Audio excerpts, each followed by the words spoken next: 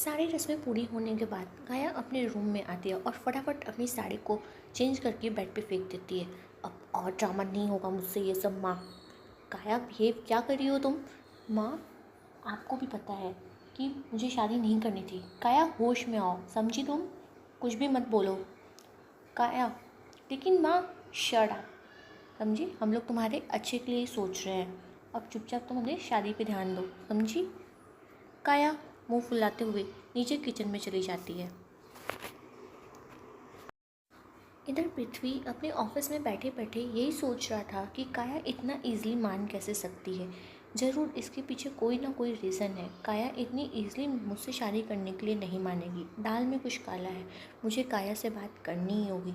कहीं वो किसी फोर्स से तो मुझसे शादी करने के लिए रेडी नहीं हुई है। पृथ्वी काया से एक बार मिलना चाहता था, लेकिन कैसे, पृथ्वी को ये नहीं समझ में आ रहा था। तभी पृथ्वी ने अपनी कार की चाबी उठाई और पार्किंग एरिया में आ गया और अपनी कार लेके वहाँ से निकल गया। कार तेज़ रफ्तार में भाग रही थी, जो कि काया के घर के गेट पे ही आके रुकी थी। पृथ्वी थोड़ा सा हेजिटेट था, लेकिन उसको काया से बात भी करना था, क्योंकि वो काया से बात करके सारी कन्फ्यूज़न क्लियर करना चाहता था। वो फोर्सफुली कुछ भी काया के साथ नहीं करना चाहता था, चाहे वो शादी ही क्यों ना हो। पृथ्वी घर का बेल बजाता है। सामने काया की माँ ने दरवाज़ा खोला। वो पृथ्वी को देख के शॉक हो जाती हैं। पृथ्वी, नमस्ते आंटी। अरे पृथ्वी बेटा, काया की माँ ने बोला। आओ आओ, अंदर आओ। पृथ्वी अंदर आता है। पृथ्वी ने काया की माँ से बोला, आंटी मुझे काया से मिलना है, मुझे कुछ इंपॉर्टेंट बात करनी है, क्या आप उसको बुला देंगी प्लीज़? काया की माँ, हाँ हाँ बेटा बिल्कुल, आप बैठो, मैं बस अभी बुला के लाती हूँ काया को। पृथ्वी बैठ जाता है, लेकिन उसके दिल की धड़कन तेज़ रफ्तार से भागती है कि काया फिर से कोई तमाशा ना खड़ा कर दे। काया की माँ काया के रूम में जाती हैं और उससे बोलती हैं, काया नीचे चलो, पृथ्वी आया है मिलने के लिए। काया ये सुन के तो और शॉक हो जाती है कि पृथ्वी क्यों आया उससे मिलने। माँ, आप जाकर उससे बोल दो मुझे उससे नहीं मिलना है। वो क्यों आ गया आप यहाँ पे? अभी तो शादी में वक्त है ना, कर तो रही हूँ मैं शादी उससे, अब क्या प्रॉब्लम है? काया बिहेव, चलो नीचे, सुन रहा है वो सब कुछ, उसको सुनाई दे रहा होगा तुम इतना चिल्ला चिल्ला के बोल रही हो। नहीं माँ, इतने भी ऊँचे कान नहीं है उसके, काया ने बोला। काया चुपचाप नीचे चलो। काया ना चाहते हुए भी अपनी माँ को बोलती है, अच्छा चलिए आप, मैं नीचे आती हूँ। माँ इतना बोल के नीचे आ जाती हैं और पृथ्वी के साइड में बैठ जाती हैं। दोनों बातें करने लगते हैं। इधर काया पृथ्वी को घूरते हुए धीरे धीरे सीढ़ी से नीचे उतरती है। तभी पृथ्वी की नज़र बात करते करते काया पे पहुँचती है। काया ने आज क्रॉप टॉप और एक शॉर्ट्स पहना हुआ था, जिसमें वो ज़रूरत से ज़्यादा हॉट लग रही थी। पृथ्वी की नज़र उससे हट ही नहीं रही थी, लेकिन आंटी जी सामने बैठी थी, जिस वजह से पृथ्वी बार बार अपना नज़र इधर उधर कर रहा था। काया आती है। हाँ माँ बोलिए, पृथ्वी को इग्नोर करते हुए। माँ उठती हैं और काया को देख के शॉक होती हैं। तभी वो काया के पास जाके काया का हाथ पकड़ के कान में बोलती हैं, ये कैसे कपड़े पहने हैं काया? तुम्हारे कपड़ों से ज़्यादा तो तुम्हारे बाल लंबे लग रहे हैं इन कपड़ों में, जाओ चेंज करके आओ। माँ प्लीज़, मेरा मूड नहीं है। माँ एक फेक स्माइल देते हुए पृथ्वी को, अच्छा बेटा तुम लोग बात करो, मैं अभी आती हूँ। पृथ्वी, जी आंटी। काया जाके बैठती है, लेकिन वो पृथ्वी की तरफ नहीं देखती है। दोनों के बीच थोड़ी देर शांति रहती है।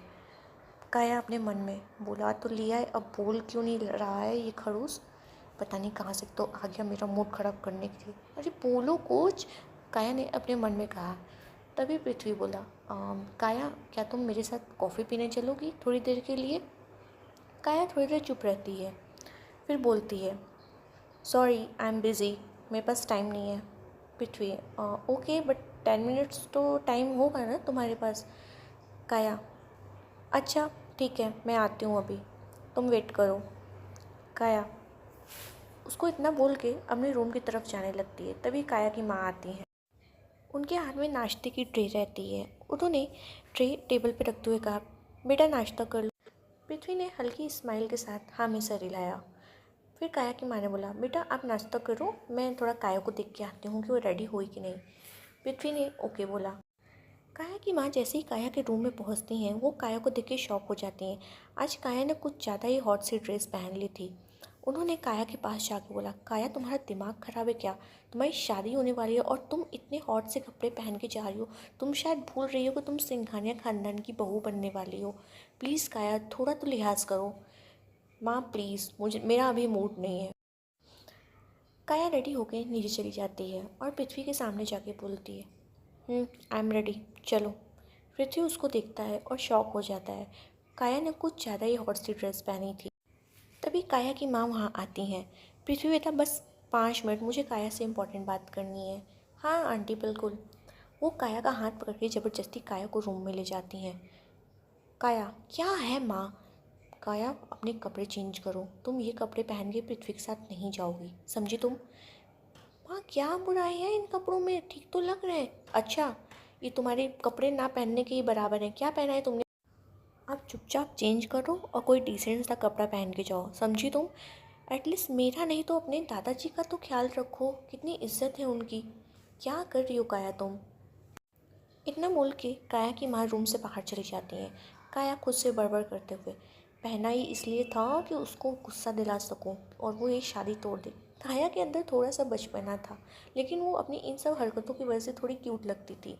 खैर काया ने ना चाहते हुए भी अपना ड्रेस चेंज किया और एक जीन्स और क्रॉप टॉप पहन के नीचे आ गई। अपनी माँ के साइड में खड़े होकर काया ने धीरे से बोला, माँ अब ठीक है, मैं ठीक लग रही हूँ? माँ ने भी धीरे से बोला, हाँ अब तो ठीक लग रही है, चल अब जा। पृथ्वी बेटा काया आ गई है, चलो अब तुम दोनों निकलो। जी। काया को डिसेंट कपड़े में देख के पृथ्वी के जान में जान आती है। वो चैन की सांस लेता है। थोड़ी देर में दोनों कार में होते हैं। काया और पृथ्वी दोनों एक दूसरे से बात नहीं कर रहे थे। काया विंडो के साइड मुँह करके बैठी थी और पृथ्वी कार ड्राइव कर रहा था। पृथ्वी काया से बात तो करना चाहता था, लेकिन उसकी हिम्मत नहीं हो रही थी। थोड़ी ही देर में कार एक कॉफ़ी शॉप के बाहर रुकती है। दोनों उतर के जाके कॉफ़ी शॉप के अंदर बैठ जाते हैं। दोनों के बीच में अब भी खामोशी थी। पृथ्वी ने बोला, मुझे ही स्टार्ट करना पड़ेगा। काया, मुझे तुमसे इम्पोर्टेंट बात करनी है। काया, अब बोलोगे जल्दी, मेरे पास सिर्फ 10 मिनट्स है, जल्दी बोलो तुम। वैसे भी मुझे तुम्हारी शक्ल देखने का शौक़ नहीं है, काया ने अपने मन में कहा। काया, क्या तुम ये शादी किसी के फोर्स करने पे कर रही हो? तुम्हारे पे किसी का दबाव है क्या? मुझे सच सच बताओ काया, क्या कुछ ऐसा है जो मेरा जानना ज़रूरी है? पृथ्वी ने काया से पूछा। काया खामोश थी, वो कुछ नहीं बोल रही थी।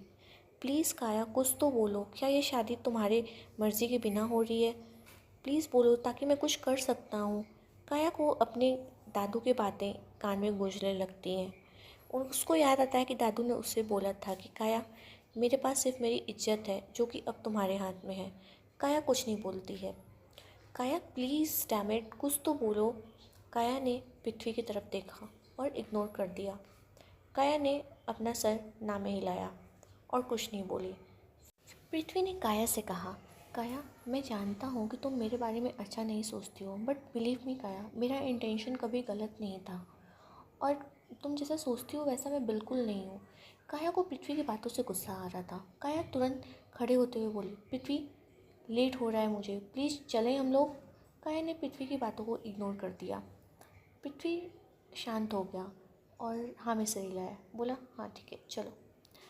पृथ्वी काया से थोड़ा और बातें करना चाहता था, उसके साथ थोड़ा टाइम बिताना चाहता था, लेकिन काया भाई अपने ही एटीट्यूड में थी। काया जाके कार में बैठ जाती है। पृथ्वी ड्राइव सीट पे बैठ जाता है और दोनों घर के लिए निकल जाते हैं। दोनों के बीच कोई बात नहीं होती। कार डायरेक्ट काया के घर के पास रुकती है। काया उतर के जाने लगती है, तभी पृथ्वी उसको पीछे से रुकते हुए, काया प्लीज़ 2 मिनट बात सुनो। काया रुकती है और बिना पीछे मुड़ बोलती है, बोलो। पृथ्वी, काया ऐसी कोई बात है क्या जो मुझे जानना बहुत ज़रूरी है? काया अपने आंसू छुपाते हुए पृथ्वी की तरफ मुड़ती है और बोलती है, लिसन, तुम बार बार एक ही चीज़ रिपीट मत करो, ऐसी कोई बात नहीं है, समझे तुम? इतना बोल के काया जाने लगती है। पृथ्वी काया को जाते हुए देखने लगता है। इन 2 हफ्तों में पृथ्वी और काया के बीच में कोई बातचीत नहीं होती है। घर वाले भी शादी की तैयारियों में बिजी होते हैं।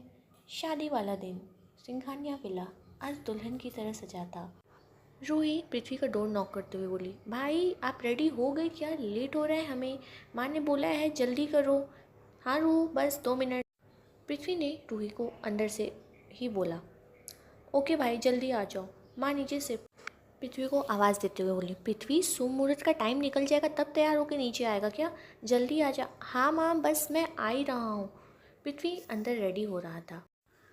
पृथ्वी जैसे ही अपने रूम से निकल के बाहर आया, सबकी नज़रें पृथ्वी पे टिक गईं। आज पृथ्वी बहुत हैंडसम लग रहा था। तभी माँ ने जल्दी से आके पृथ्वी को कान के पीछे काला टीका लगाया। माँ की आंखें नम थीं।